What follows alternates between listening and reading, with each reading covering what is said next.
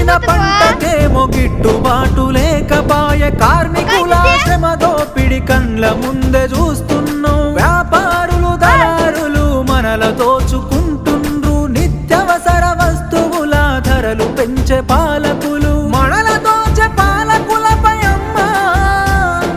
మనల దోచే పాలకులపై అమ్మా ప్రజా పోరాటం చేస్తానే అమ్మా